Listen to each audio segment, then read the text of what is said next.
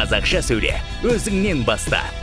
Қазақстан Республикасы президентінің болашақ халықаралық стипендиясы стипендиаттарының қауымдастығы. Жоба демеушісі Unicom Business Group жауапкершілігі шектеулі серіктестігі. 2017 жылы мамырдың 3 мен 4-інде Астана, Алматы және Орал қалаларында әлемдік көрерменнің сүйіспеншілігіне бөленген галактикааралық қаһармандардың шытырманды оқиғаға толы кинотуындысының екінші бөлімі «Галактика сақшылары 2» фильмінің арнайы жабық көрсетілімдері өтті.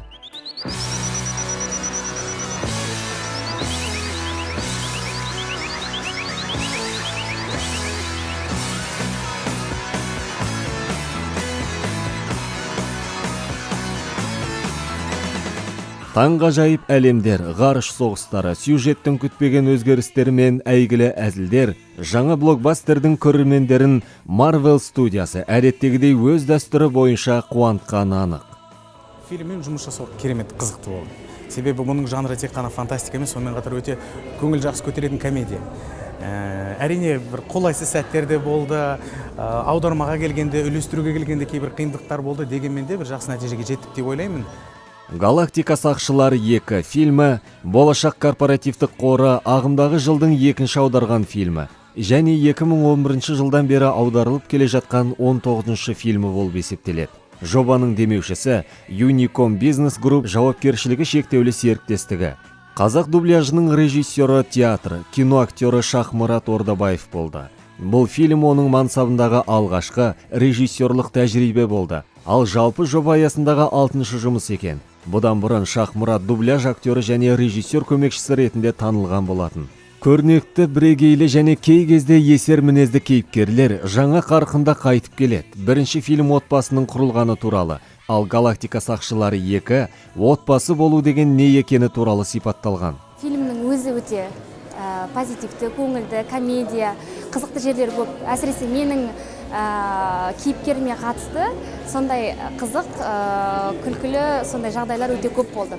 Болашақта тағы да Америка, орыс фильмдерінің қазақша тілде болуына біз қуанамыз және де сол фильмдерде қатысуға да үлкен үміт артамыз. Сондықтан қазақ тілін жандандыра берейік.